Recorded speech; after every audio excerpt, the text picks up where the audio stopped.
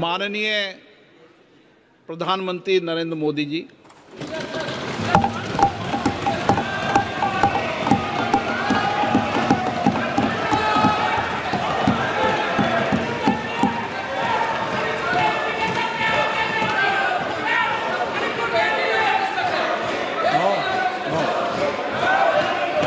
मणिपुर के बोलिए, एक बार एक स्पीकर बोलिए।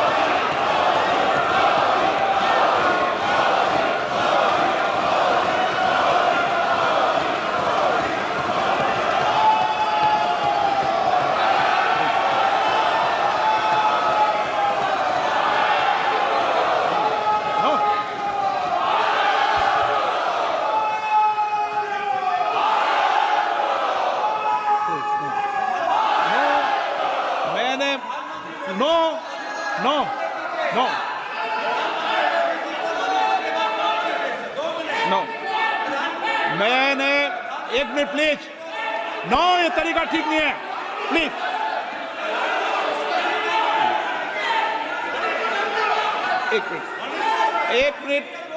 एक मिनट बैठिए, प्लीज बैठिए, एक मिनट बैठिए, प्लीज बैठिए, एक मिनट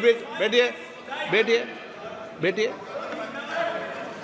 ऑनरेबल मेंबर्स, माननीय प्रधानमंत्री जी बोलेंगे। मणिपुर के मैंने एक माननीय सदस्य को पहले ही बोलने का मौका दे दिया था। सर, उनकी पार्टी से 9 मेंबर बोले हैं, बताइए कि 9 मेंबर बुलाए आपने।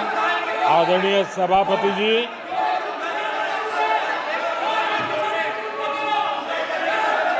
मैं राष्ट्रपति जी के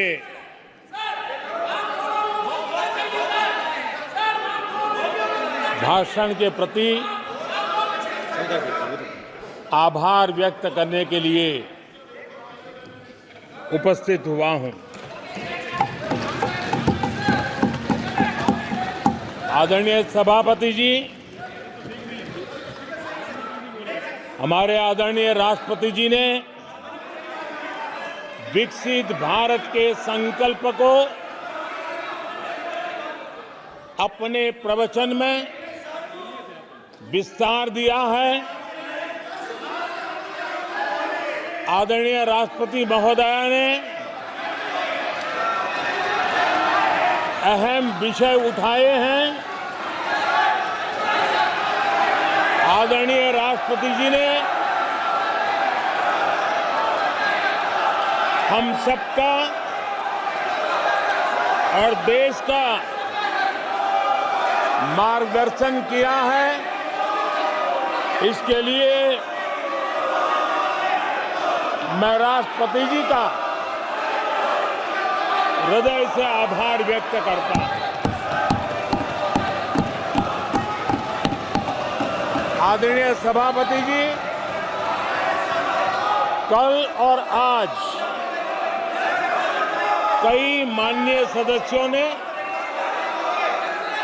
राष्ट्रपति जी के अभिभाषण पर अपने विचार व्यक्त किए हैं। मैं विशेष करके जो पहली बार सांसद बनकर के हमारे बीच आए हैं और उनमें से कुछ आदरणीय साथियों ने अपने जो विचार व्यक्त किए, संसद के सभी नियमों का पालन करते हुए किए। उनका व्यवहार ऐसा था जैसे एक अनुभवी सांसद का होता है, और इसलिए प्रथम बार आने के बावजूद भी उन्होंने सदन की गरिमा को बढ़ाया है और उन्होंने अपने विचारों से इस डिबेट को और अधिक मूल्यवान बनाया है। आदरणीय सभापति जी,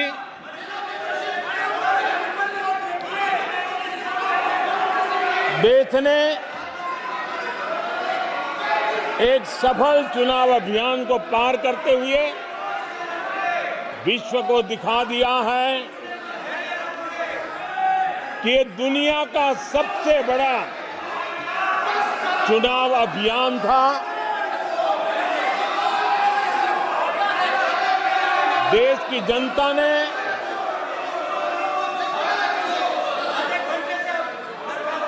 दुनिया के सबसे बड़े चुनाव अभियान में जनता ने हमें चुना है और आदरणीय सभापति जी, मैं कुछ लोगों की पीड़ा समझ सकता हूं कि लगातार झूठ चलाने के बावजूद भी उनका घोर पराजय हुआ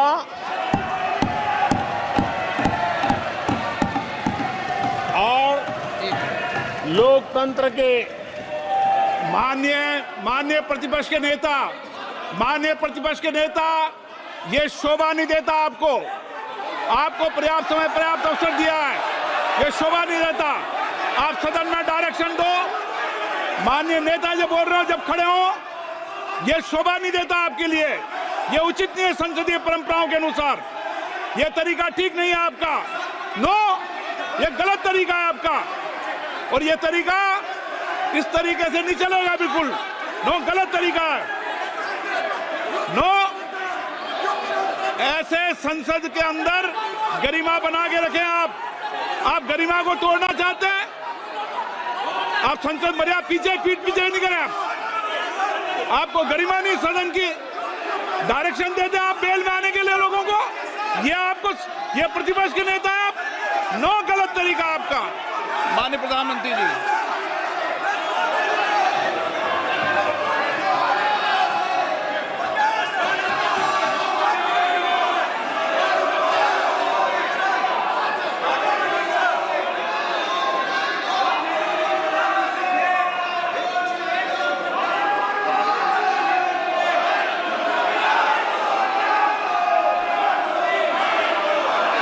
आदरणीय सभापति जी, ये विश्व का सबसे बड़ा चुनाव अभियान और उसमें भारत की जनता ने हमें तीसरी बार देश की सेवा करने का मौका दिया है। ये अपने आप में लोकतांत्रिक विश्व के लिए बहुत ही महत्वपूर्ण घटना है, बहुत ही गौरवपूर्ण घटना है। आदरणीय सभापति जी, हमें हर कसौटी पर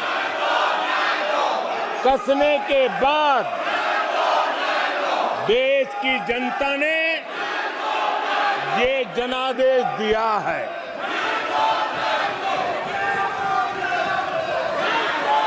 जनता ने हमारे 10 साल के ट्रैक रिकॉर्ड को देखा है।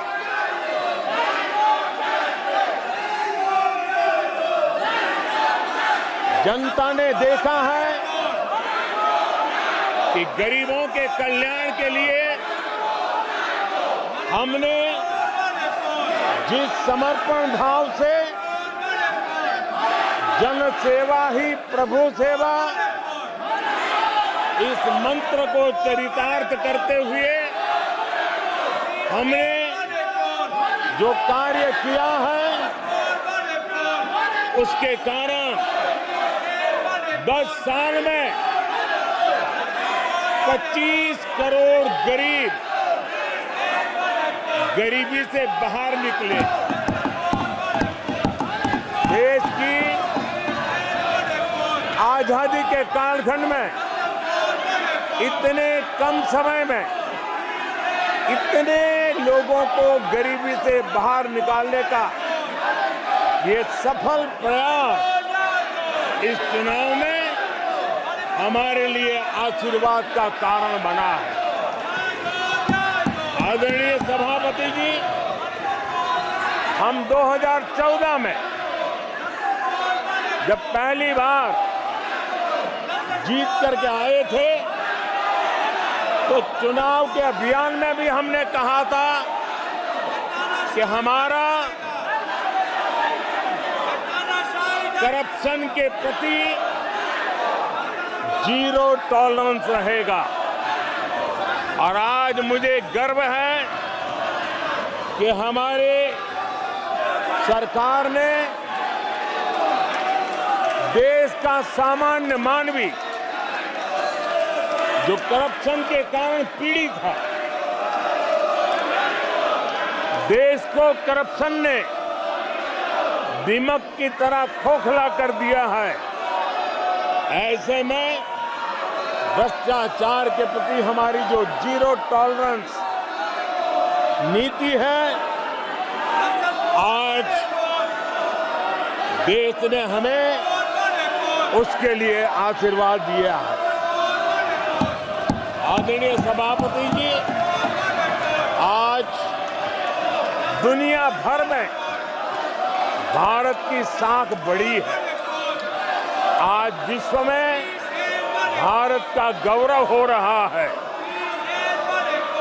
और भारत के तरफ देखने का नजरिया भी एक गौरवपूर्ण नजरिया हर भारतवासी अनुभव करता है।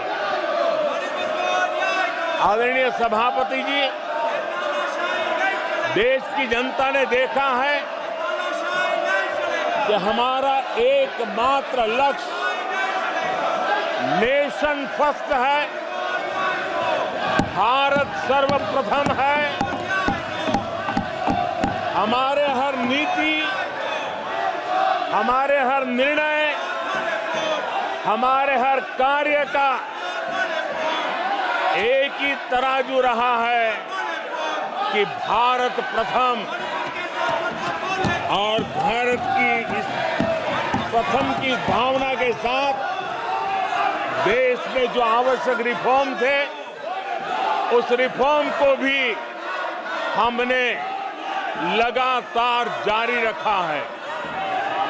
10 वर्ष में हमारी सरकार सबका साथ, सबका विकास, इस मंत्र को लेकर के लगातार देश के सभी लोगों का कल्याण करने का प्रयास करती रही है। आदरणीय सभापति जी, हम उस सिद्धांतों को समर्पित है जिसमें भारत के संविधान के स्पिरिट के अनुसार सर्वपंथ संभाव, उस विचार को सर्वोपरि रखते हुए हमने देश की सेवा करने का प्रयास किया। आदरणीय सभापति जी, इस देश ने लंबे अरसे तक तुष्टीकरण की राजनीति भी देखी। इस देश ने लंबे अरसे तक तुष्टीकरण का गवर्नेंस का मॉडल भी देखा। देश ने पहली बार सेक्युलरिज्म का एक पूरा हमने जो प्रयास किया, और वो हमने तुष्टीकरण नहीं, संतुष्टीकरण, और संतुष्टीकरण के विचार को लेकर के हम चले हैं। और जब हम संतुष्टीकरण की बात करते हैं तो इसका मतलब है कि हर योजना का सैचुरेशन, गवर्नेंस की आखिरी व्यक्ति तक पहुंचने की हमारी जो संकल्पना है, इसको परिपूर्ण करना। और जब हम सैचुरेशन के सिद्धांत को लेकर चलते हैं, तब सैचुरेशन सच्चे अर्थ में सामाजिक न्याय होता है। सैचुरेशन सच्चे अर्थ में सेक्युलरिज्म होता है और उसी को देश की जनता ने हमें तीसरी बार बिठा करके मोहर लगा दी है। आदरणीय सभापति जी, अपीजमेंट ने इस देश को तबाह करके रखा है और इसलिए हमने justice to all, appeasement to none, इस सिद्धांत को लेकर के हम चले हैं। आदरणीय सभापति जी, 10 साल के हमारे कार्य को देखने परखने के बाद भारत की जनता ने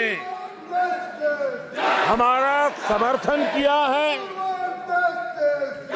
आदरणीय सभापति जी, हमें फिर एक बार 140 करोड़ देशवासियों की सेवा करने का मौका मिला है। आदरणीय सभापति जी, इस चुनाव ने इस बात को सिद्ध किया है कि भारत की जनता कितनी परिपक्व है, भारत की जनता कितने विवेकपूर्ण रूप से और कितने उच्च आदर्शों को लेकर के अपने विवेक का सद्बुद्धि से उपयोग करती है और उसी का नतीजा है कि आज तीसरी बार हम आपके सामने, देश की जनता के सामने नम्रतापूर्वक सेवा करने के लिए उपस्थित हुए हैं। आदरणीय सभापति जी, देश की जनता ने हमारी नीतियों को देखा है, हमारी नियत, हमारी निष्ठा, उस पर देश की जनता ने भरोसा किया है। आदरणीय सभापति जी, इस चुनाव में हम जनता के बीच एक बड़े संकल्प के साथ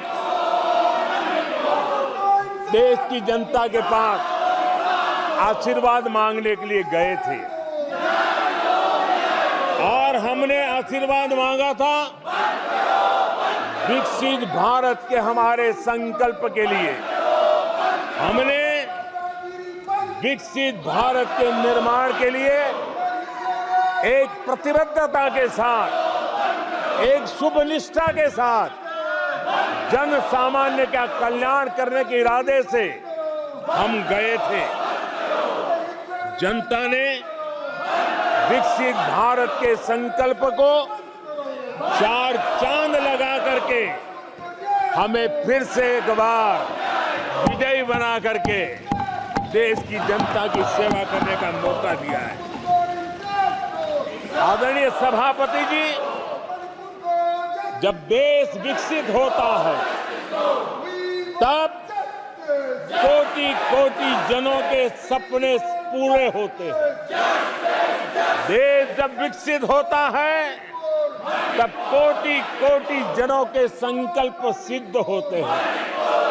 आदरणीय सभापति जी, जब देश विकसित होता है तब आने वाली पीढ़ियों के लिए भी एक मजबूत नींव उनके सपनों को पूरा करने के लिए तैयार हो जाती है। आदरणीय सभापति जी, विकसित भारत का सीधा सीधा लाभ हमारे देश के नागरिकों की गरिमा, हमारे देश के नागरिकों के क्वालिटी ऑफ लाइफ में सुधार, ये स्वाभाविक हमें विकसित भारत होने से देश के कोटि कोटि जनों के भाग्य में आता है। आजादी के बाद मेरा देश का सामान्य नागरिक इन चीजों के लिए तरसता रहा है। आदरणीय सभापति जी, जब विकसित भारत होता है तब हमारे गांव की स्थिति, हमारे शहरों की स्थिति, उसमें भी बहुत बड़ा सुधार होता है। गांव के जीवन में गौरव भी होता है, गरिमा भी होती है और विकास के नए नए अवसर भी होते हैं।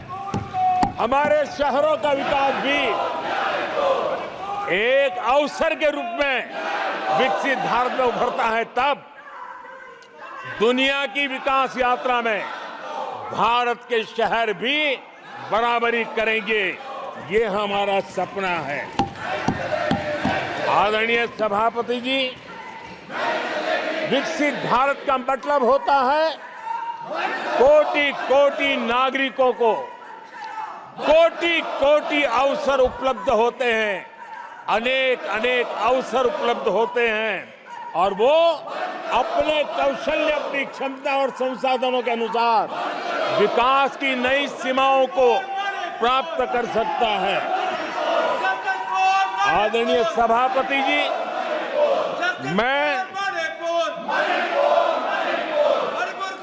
आदरणीय सभापति जी,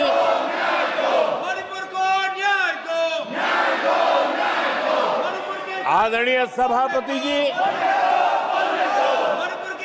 मैं आज आपके माध्यम से देशवासियों को विश्वास दिलाता हूं, मैं देशवासियों को विश्वास दिलाता हूं कि विकसित भारत के जिस संकल्प को लेकर के हम चले हैं, उस संकल्प की पूर्ति के लिए हम भरसक प्रयास करेंगे, पूरी निष्ठा से करेंगे, पूरी ईमानदारी से करेंगे और हमारा समय का पल पल और हमारे शरीर का कण कण हम देशवासियों को विकसित भारत के सपने को पूरा करने के लगाएंगे। हमने देश की जनता को कहा था 24/7 फॉर 2047। आज मैं इस सदन में ही दोहराता हूं कि हम उस काम को अवश्य पूरा करेंगे। आदरणीय सभापति जी, 2014 के उन दिनों को याद कीजिए। उन 2014 के उन दिनों को याद करेंगे तो हमारे ध्यान में आएगा कि हमारे देश के लोगों ने उनका आत्मविश्वास खो चुका था। देश निराशा की गर्त में डूब चुका था। ऐसे समय 2014 के पहले देश ने जो सबसे बड़ा नुकसान भुगता था, जो सबसे बड़ी अमानत खोई थी, वो था देशवासियों का आत्मविश्वास। और जब विश्वास और आत्मविश्वास खो जाता है, तब उस व्यक्ति को, उस समाज को, देश को खड़ा होना मुश्किल हो जाता है। और उस समय सामान्य मानवी के मुंह से यही निकलता था कि वो इस देश का कुछ हो नहीं सकता। उस समय हर जगह पे ये 7 शब्द सुनाई देते थे, इस देश का कुछ नहीं हो सकता। यही शब्द 2014 के पहले सुनाई देते थे। भारतीयों की हताशा के इन 7 शब्द एक प्रकार से पहचान बन गए थे।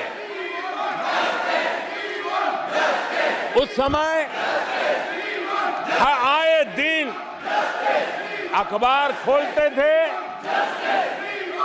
तो घोटालों की खबरें ही पढ़ने को मिलती थी और सैकड़ों करोड़ के घोटाले, रोज नए घोटाले, घोटालों से स्पर्धा, ये घोटालेबाज लोगों के घोटाले इसी का एक कालखंड था।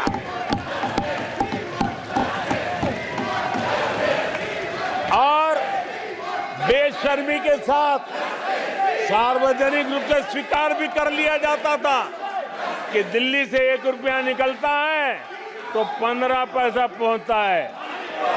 1 रुपये में 85 पैसे का घोटाला। इस घोटालों की दुनिया ने देश को निराशा की गर्त में डुबो दिया था। पॉलिसी पैरालिसिस था। फ्रेजाइल 5 में पहुंच चुके थे। भाई भतीजावाद इतना फैला हुआ था कि जिसके लिए सामान्य नौजवान तो आशा छोड़ चुका था कि अगर कोई सिफारिश करने वाला नहीं है तो जिंदगी अटक जाएगी। ये स्थिति पैदा हुई थी। गरीब को घर लेना हो, हजारों रुपए की रिश्वत देनी पड़ती थी। आदरणीय सभापति जी, अरे गैस के कनेक्शन के लिए मेंबर पार्लियामेंट के यहाँ, सांसदों के यहाँ अच्छों को चक्कर काटने पड़ते थे और वो भी बिना कट के लिए गैस के कनेक्शन नहीं मिलते थे।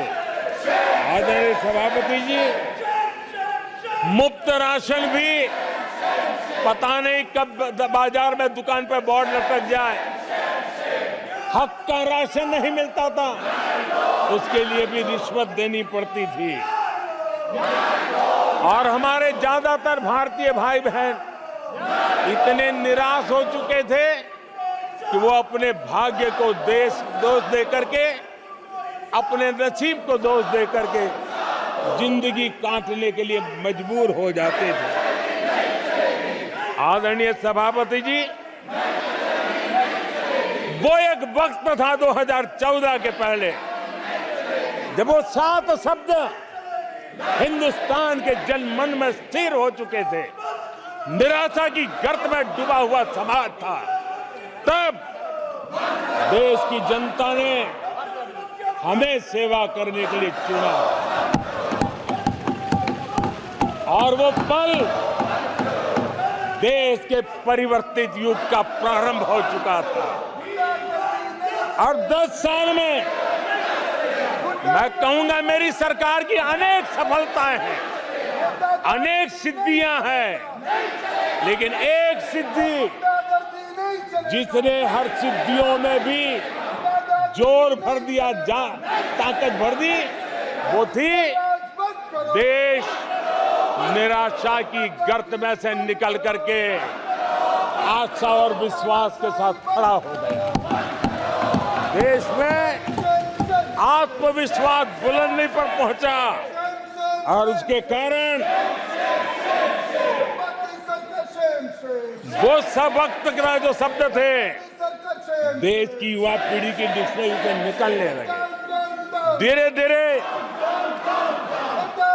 देश के मन में स्थिर हो गया।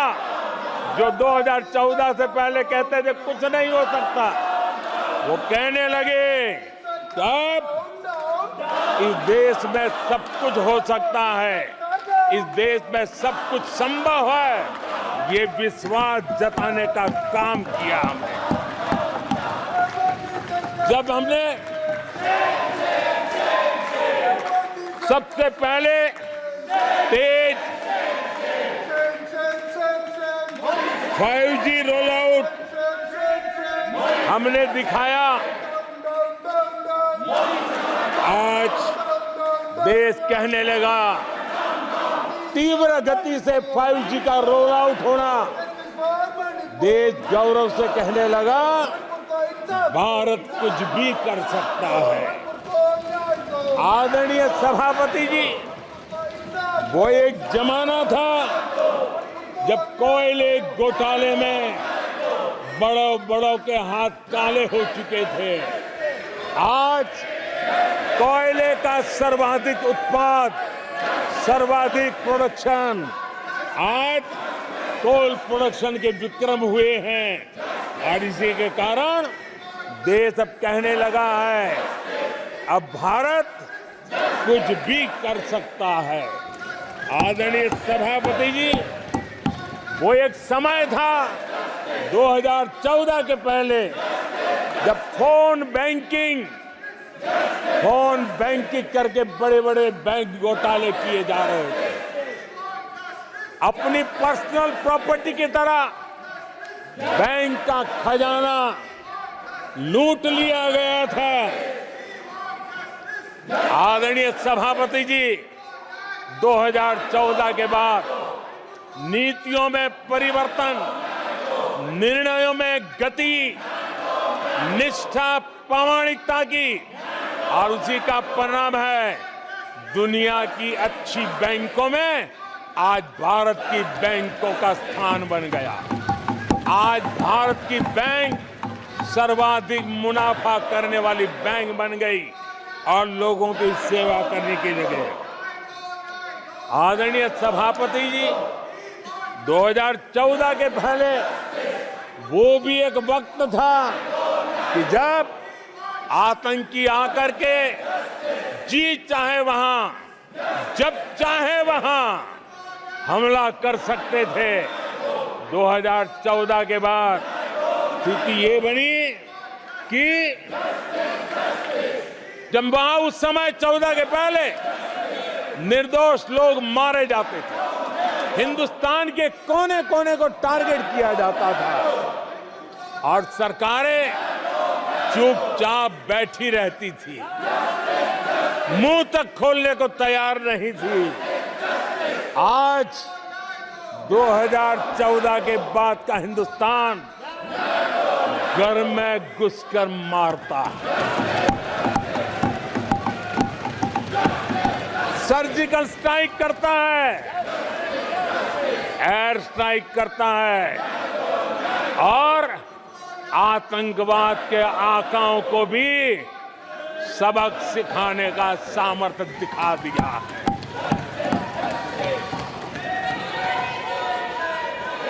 आज आदरणीय सभापति जी, देश का एक एक नागरिक जानता है कि अपनी सुरक्षा के लिए भारत कुछ भी कर सकता है। आदरणीय सभापति जी, आर्टिकल 370 इसकी पूजा करने के वाले लोगों ने, वोट बैंक की राजनीति का हथियार बनाने वालों ने 370 को उसने जम्मू कश्मीर का जो हालात कर दिए थे, वहां के लोगों के अधिकार छीन लिए थे। भारत का संविधान जम्मू की कश्मीर की सीमा में प्रवेश नहीं कर सकता था और यहां संविधान सर पे रख करके नाचने वाले लोग संविधान को जम्मू कश्मीर में लागू करने का हौसला नहीं रखते, बाबा साहब अम्बेडकर का अपमान किया करते थे। और 370 का वो जमाना था, सेनाओं पर पत्थर चलते थे और लोग निराशा में डूब करके कहते थे अब तो जम्मू कश्मीर में कोई हो नहीं सकता है। आज आर्टिकल 370 की दीवार गिरी, पत्थरबाजी बंद है, लोकतंत्र मजबूत है और लोग बढ़ चढ़ करके भारत के संविधान में भरोसा करते हुए, भारत के तिरंगे झंडे पर भरोसा करते हुए, भारत के लोकतंत्र में भरोसा करते हुए बढ़ चढ़ करके मतदान करने के लिए आगे आ रहे हैं। ये साफ साफ दिखाई देता है। आदरणीय सभापति जी, 140 करोड़ देशवासियों में ये विश्वास पैदा होना,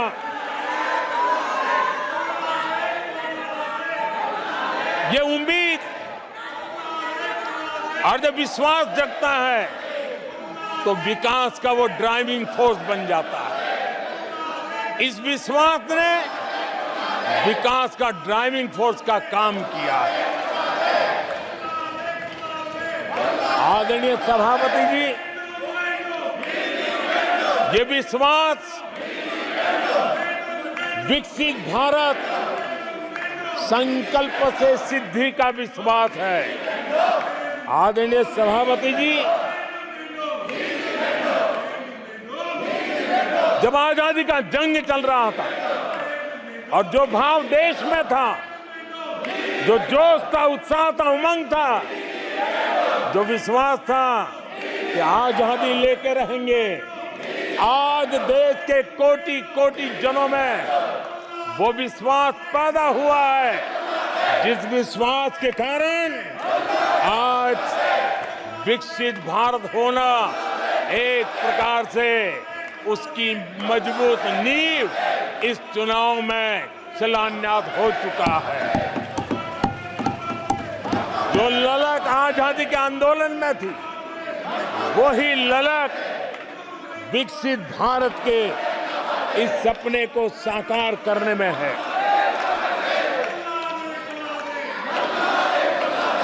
आदरणीय सभापति जी, आज भारत के लक्ष्य बहुत विराट है और आज भारत को एक ऐसी स्थिति पे 10 साल में पहुंचा है कि हमें खुद से ही स्पर्धा करनी है, हमें ही अपने पुराने रिकॉर्ड तोड़ने हैं और नेक्स्ट लेवल पर हमें हमारी विकास की यात्रा को ले जाना है। 10 वर्षों में भारत विकास की जिस ऊंचाई पर पहुंचा है, वो हमारी प्रतिस्पर्धा का एक मार्ग बन चुका है, एक बेंचमार्क बन चुका है। पिछले 10 साल में हमने जो स्पीड पकड़ी है, अब हमारा मुकाबला उसी स्पीड को और ज्यादा स्पीड में ले जाने का है और मेरा विश्वास है देश की इच्छा को हम उसी गति से पूरा करेंगे। आदरणीय सभापति जी, हम हर सफलता को, हर सेक्टर को नेक्स्ट लेवल तक ले जाएंगे। आदरणीय सभापति जी, 10 सालों में भारत की इकोनॉमी को 10 साल के अल्पकाल में हम 10 नंबर से इकोनॉमी को 5 नंबर पे ले गए। अब हम नेक्स्ट लेवल पर जाने के लिए जिस गति से निकले हैं, अब हम देश की इकोनॉमी को नंबर 3 पर ले जाएंगे। आदरणीय सभापति जी, 10 सालों में हमने भारत को मोबाइल फोन का बड़ा मैन्युफैक्चरर बना दिया, भारत को मोबाइल फोन का बड़ा एक्सपोर्टर बना दिया। अब यही काम इस हमारे टेन्योर में सेमीकंडक्टर और अन्य सेक्टर्स में हम करने जा रहे हैं। दुनिया के महत्वपूर्ण कामों में जो चिप्स काम में आएगी, वो चिप्स मेरे भारत की मिट्टी में तैयार हुई होगी, मेरे भारत के नौजवानों की बुद्धि का परिणाम होगा, मेरे भारत के नौजवानों के परिश्रम का परिणाम होगा। ये विश्वास हमारे भीतर है। आदरणीय सभापति जी, हम आधुनिक भारत की तरफ भी जाएंगे, हम विकास की नई ऊंचाइयों को, लेकिन हमारी जड़ें जमीन से जुड़ी रहेगी, हमारे पैर देश के जन सामान्य की जिंदगी से जुड़े रहेंगे और हम 4 करोड़ गरीबों के घर बना चुके हैं।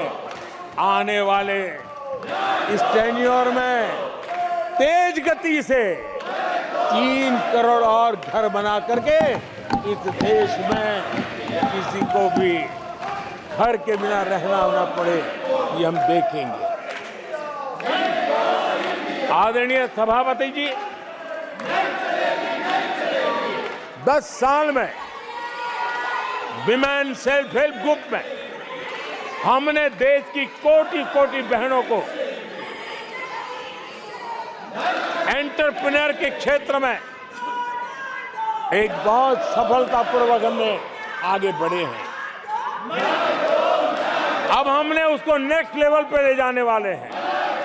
अब हमारे विमेन सेल्फ हेल्प ग्रुप में जो बहनें काम कर रही हैं, उनकी आर्थिक गतिविधि इतनी बढ़ाना चाहते हैं, उसका इतना विस्तार करना चाहते हैं कि हम बहुत कम समय में 3 करोड़ ऐसी बहनों को लखपति दीदी बनाने का संकल्प लेकर के चलने वाले हैं। आदरणीय सभापति जी, मैंने पहले भी कहा है, आज मैं फिर से दोहराया हूं, हमारी तीसरी टर्म में इसका मतलब है हम 3 गुना स्पीड से काम करेंगे।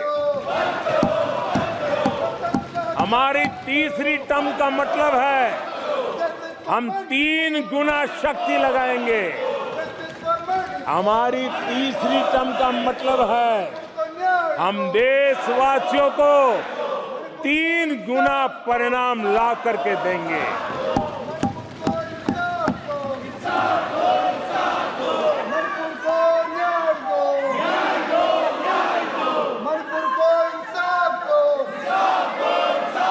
अपने सदस्यगणों, नेता प्रतिपक्ष माननीय सदस्य, मैंने सबको मौका दिया। आपने 90 मिनट बोला, ये संसद में तरीका ठीक नहीं है। मैं आग्रह करूंगा, आप इस तरीके से संसद की मर्यादाओं को बनाए, उचित नहीं है। आप जाइए बेल में से, बैठिए। आपको पर्याप्त समय, पर्याप्त अवसर दिया। आपको 90 मिनट बोलने दिया और समय पूरा दिया। आपकी सभी सदस्यों को बोलने का अवसर दिया, लेकिन आप जब सदन के नेता बोलते हैं, जिस तरीके का व्यवहार करते हैं, ये संसदीय परंपराओं के अनुरूप नहीं है। और ये इतनी बड़ी पार्टी जो लेकर आप चल रहे हो, उसकी परंपराओं के अनुरूप भी नहीं है। ये 5 साल ऐसे चलने वाला नहीं है। माननीय प्रधानमंत्री जी। आदरणीय सभापति जी,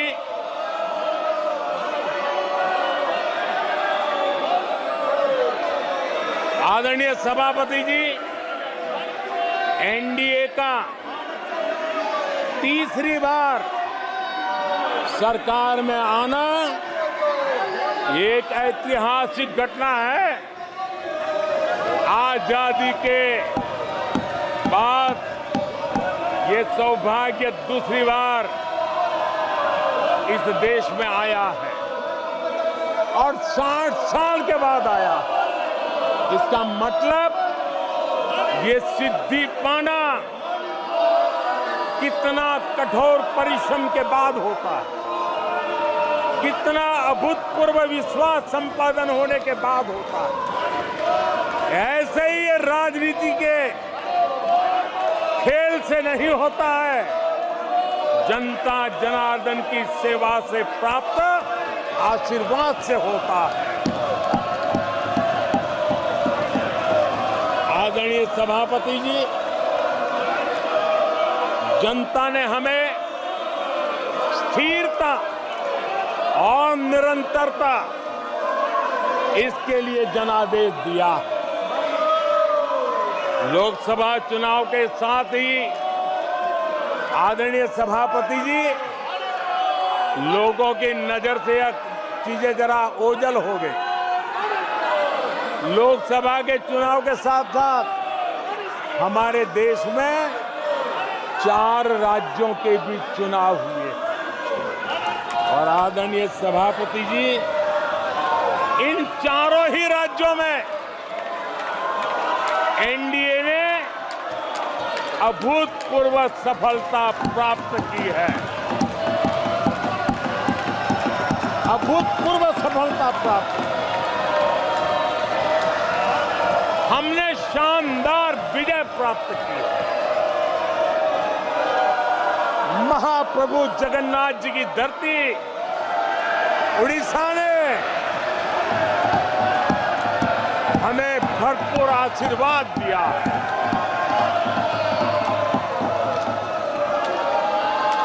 आदरणीय सभापति जी, आंध्र प्रदेश एनडीए ने क्लीन स्वीप किया है।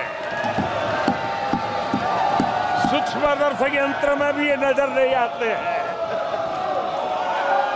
आदरणीय सभापति जी, अरुणाचल प्रदेश हम फिर एक बार सरकार बनाई है। सिक्किम में एनडीए ने फिर एक बार सरकार बनाई है। अभी 6 महीने पहले ही आदरणीय सभापति जी, आपका होम स्टेट राजस्थान, मध्य प्रदेश और छत्तीसगढ़ में हमने प्रचंड विजय पाया है। आदरणीय सभापति जी, हमें नए नए क्षेत्रों में जनता का प्यार मिल रहा है, जनता का आशीर्वाद मिल रहा है। आदरणीय सभापति जी, बीजेपी ने केरला में इस बार खाता खोला है और बड़े गर्व के साथ केरला से हमारे सांसद हमारे साथ बैठते हैं। तमिलनाडु में कई सीटों पर बीजेपी ने दमदार उपस्थिति दर्ज की है। कर्नाटक, यूपी और राजस्थान में पिछली बार की तुलना में बीजेपी का वोट परसेंट बढ़ा है। आने वाले समय में 3 राज्यों में चुनाव है। जिन राज्यों में चुनाव है उसमें से 3 की मैं बात करता हूं। महाराष्ट्र, हरियाणा और झारखंड, यहां चुनाव आ रहे हैं। आदरणीय सभापति जी,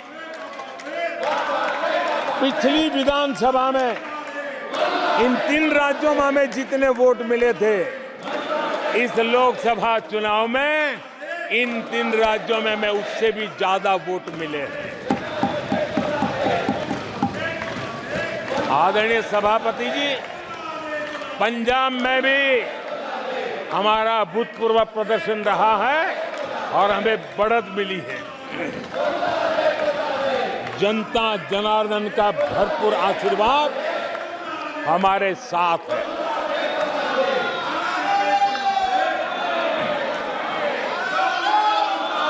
आदरणीय सभापति जी,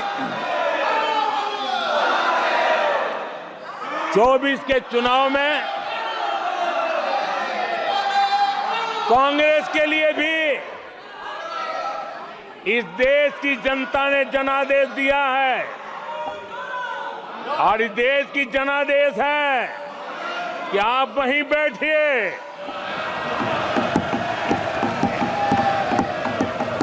विपक्ष में ही बैठो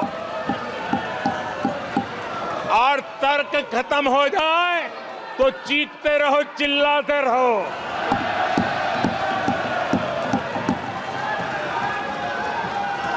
आदरणीय सभापति जी, कांग्रेस के इतिहास का ये पहला मौका है जब लगातार 3 बार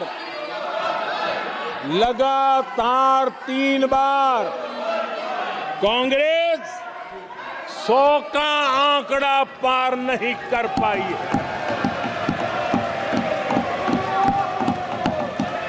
कांग्रेस के इतिहास में ये तीसरी सबसे बड़ी हार है।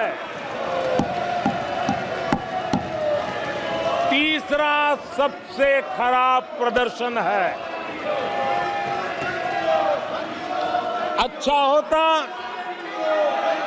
कांग्रेस अपनी हार स्वीकार करती, जनता जनार्दन के आदेश को सर आंखों पर चढ़ाती, आत्ममंथन करती, लेकिन ये तो कुछ शीर्षासन करने में लगे हुए हैं।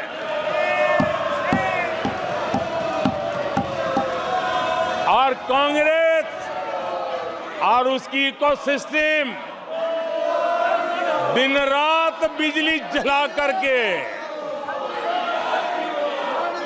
हिंदुस्तान के नागरिकों के मन में ये प्रस्थापित करने की कोशिश कर रहे हैं कि उन्होंने हमें हरा दिया है। आदरणीय सभापति जी, ऐसा क्यों हो रहा है, मैं जरा अपने सामान्य जीवन के अनुभव से बताता हूं। कोई छोटा बच्चा साइकिल लेके निकला है और अगर वो बच्चा गिर जाता है, साइकिल से लुढ़क जाता है, रोने लगता है, तो कोई बड़ा व्यक्ति आकर के उसके पास पहुंच जाता है और उसको कहता है, देखो चींटी मर गई, देखो चिड़िया उड़ गई, अरे देखो तुम तो बहुत बढ़िया साइकिल चलाते हो, अरे तुम तो गिरे नहीं हो। ऐसा करके उसका जरा मन ठीक करने के लिए प्रयास करते हैं, उसका ध्यान भटका करके उस बच्चे का मन बहला देते हैं। तो आजकल बच्चे का मन बहलाने का काम चल रहा है।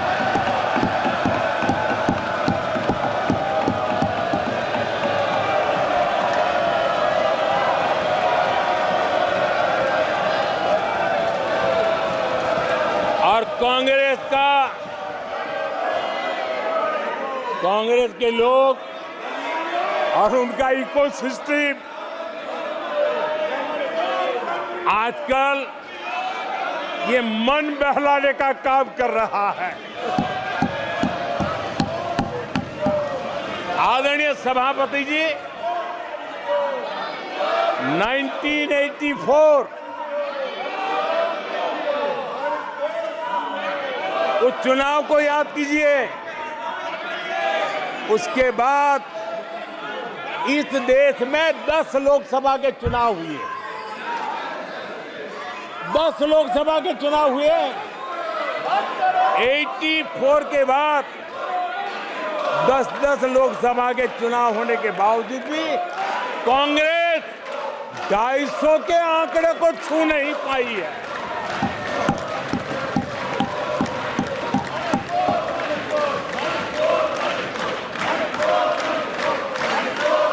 इस बार किसी तरह 99 के चक्कर में फंसे गए हैं।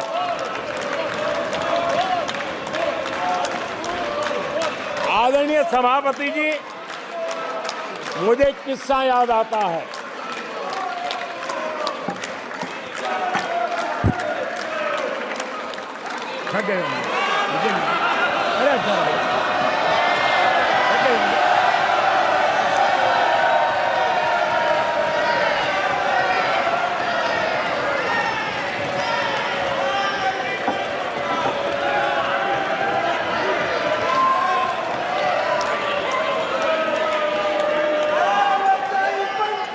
आदरणीय सभापति जी,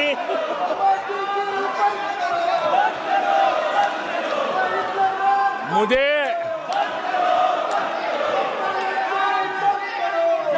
एक किस्सा याद आता है। आदरणीय सभापति जी, मुझे एक किस्सा याद आता है। 99 मार्क्स लेकर एक बालक घमंड में घूम रहा था और देश सबको दिखाता था, देखो कितने ज्यादा मार्क्स आए हैं। तो लोग भी जब 99 सुनते थे तो शाबाशी देते थे, बहुत उसको हौसला बुलंद करते थे। तो फिर उनके टीचर आए कि भैया किस बात की मिठाई बांट रहे हो, ये 100 में से 99 नहीं लाया, ये तो 543 में से लाया है।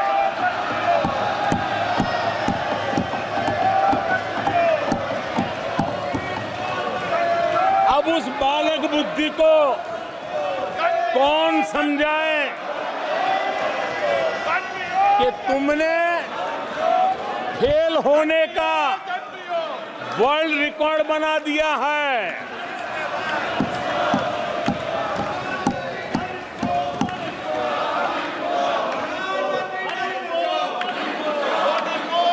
कांग्रेस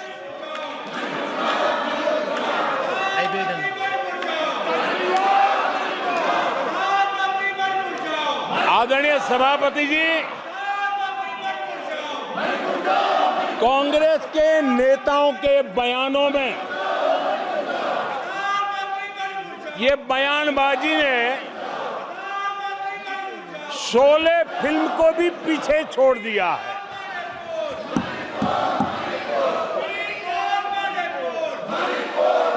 आप सबको शोले फिल्म की वो मौसी जी याद होगी।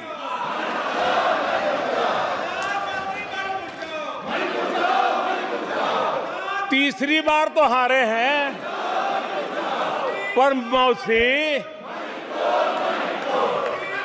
ये बात तो सही है, तीसरी बारी तो हारे हैं, पर मौसी मोरल विक्ट्री तो है ना। आदरणीय सभापति जी, 13 राज्यों में 0 सीटें आई हैं। अरे मौसी, 13 राज्यों में 0 सीटें आई हैं, पर हीरो तो है ना।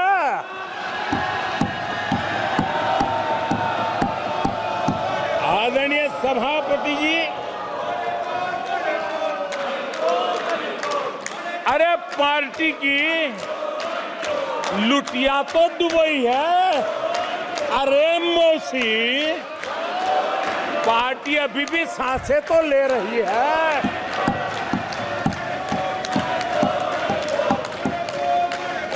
मैं कांग्रेस के लोगों को कहूंगा, जनादेश को फर्जी जीत के जश्न में मत दबाओ। जनादेश को फर्जी जीत के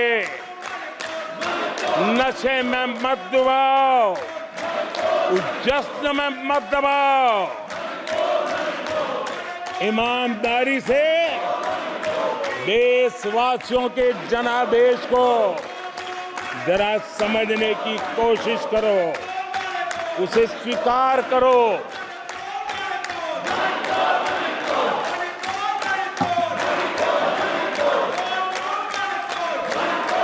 आदरणीय सभापति जी,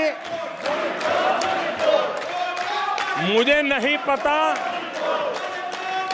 कि कांग्रेस के जो साथी दल है, उन्होंने इस चुनाव का विश्लेषण किया है कि नहीं किया है।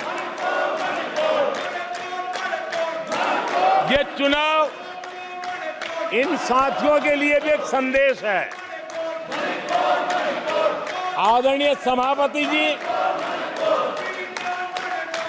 अब कांग्रेस पार्टी